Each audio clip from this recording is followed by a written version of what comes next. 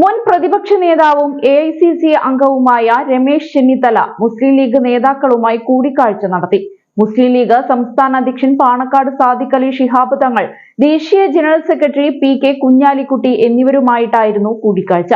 മലപ്പുറത്തെ കെഎംസിസി നേതാവിന്റെ വീട്ടിലായിരുന്നു കൂടിക്കാഴ്ച നടന്നത്.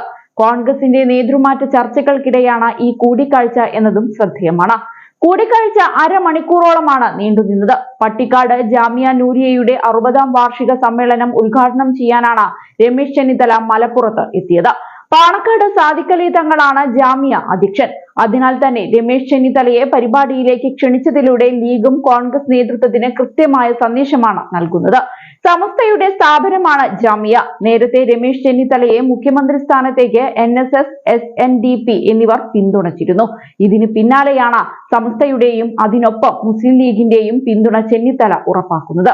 പ്രതിപക്ഷ നേതാവ് VD സതീശനെ സംബന്ധിച്ചിടത്തോളം കനത്ത തിരിച്ചടിയാണ് ചെന്നിത്തലയുടെ ഈ നീക്കം. 2026 സംസ്ഥാനത്ത് നിയമസഭാ തിരഞ്ഞെടുപ്പ് നടക്കേണ്ടത്. ഇതിനുള്ള കരുനീക്കം ചെന്നിത്തല തുടങ്ങിയതായാണ് വിവരം. 2021 നിയമസഭാ തിരഞ്ഞെടുപ്പ് തോൽവിക്ക് പിന്നാലെയാണ് കോൺഗ്രസിൽ നേതൃമാറ്റം ഉണ്ടായത്.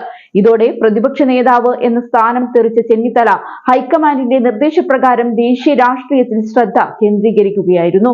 എന്നാൽ നിയമസഭാ തിരഞ്ഞെടുപ്പ് അടുത്തതോടെ സംസ്ഥാന രാഷ്ട്രീയത്തിലും പാർട്ടിയിലും രമേശ് ചെന്നിത്തല വീണ്ടും ശക്തിയായി മാറുന്നതിന്റെ സൂചനകളാണ് കാണുന്നത്.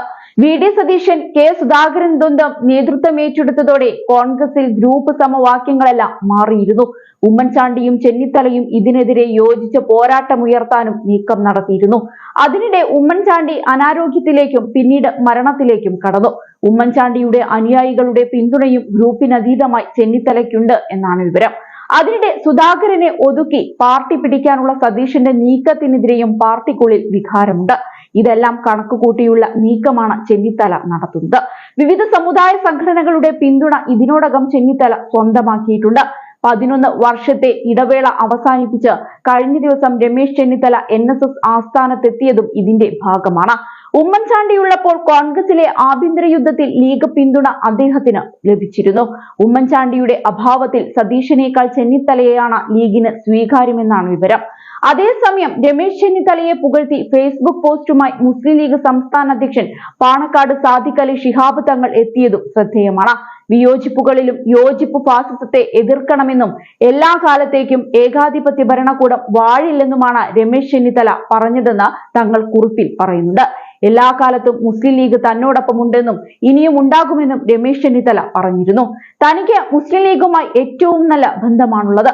അതൊരു കാരണവശാലും ഇല്ലാതാക്കില്ലെന്ന് രമേശ് ചെന്നിത്തല വ്യക്തമാക്കിയിരുന്നുവെന്നാണ് ചെന്നിത്തലയെ പുകഴ്ത്തി തങ്ങൾ പറഞ്ഞത്. അതേസമയം ദിവസങ്ങൾക്ക് മുൻപ് VD സതീശൻ നടത്തിയ ഒരു പ്രസ്താവന വളരെ ശ്രദ്ധേയമായിരുന്നു. മുഖ്യമന്ത്രി ആവുക എന്നതല്ല തന്റെ ലക്ഷ്യമെന്നും UDFനെ തിരിച്ചു കൊണ്ടുവരിക എന്നതാണ് തന്റെ ലക്ഷ്യമെന്നും പ്രതിപക്ഷ നേതാവ് VD സതീശൻ പറഞ്ഞിരുന്നു.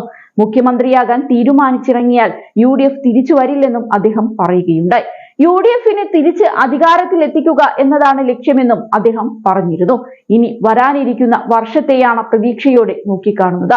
ഞങ്ങളുടെ നിയോഗം എന്ന് പറയുന്നത് ഐക്യജനാധിപത്യ മുന്നണിയുടെ ഉജ്ജ്വലമായ തിരിച്ചുവരവിനുള്ള കളമൊരുക്കുക എന്നതാണ്. ഒരു നിമിഷം പോലും വിശ്രമിക്കാൻ നേരമില്ലാത്ത പ്രയത്നത്തിലേക്ക് കാലുവെക്കുകയാണ്. ഐക്യജനാധിപത്യ മുന്നണിയെ കേരളത്തിൽ അധികാരത്തിലേക്ക് തിരിച്ചു കൊണ്ടുവരിക എന്നതാണ്. ദുർഭരണത്തിന് അവസാനം കുറിക്കുക എന്നതാണ് പുതുവർഷത്തെ ലക്ഷ്യമെന്നും അദ്ദേഹം പറയുകയുണ്ടായി. UDFനെ തിരിച്ചു കൊണ്ടുവരിക, അതിന്റെ പ്രവർത്തനങ്ങൾക്ക് നേതൃത്വം നൽകുക, ഏകോപിപ്പിക്കുക, ടീം വർക്ക് നടത്തുക, അത് ആരംഭിച്ചു കഴിഞ്ഞുവെന്നാണ് VD സതീശൻ പറഞ്ഞത്. അതിനിടയിലാണ് സതീശനെ മാറ്റി നിർത്തിക്കൊണ്ടുള്ള നേതാക്കന്മാരുടെ ഈ കൂടിക്കാഴ്ച.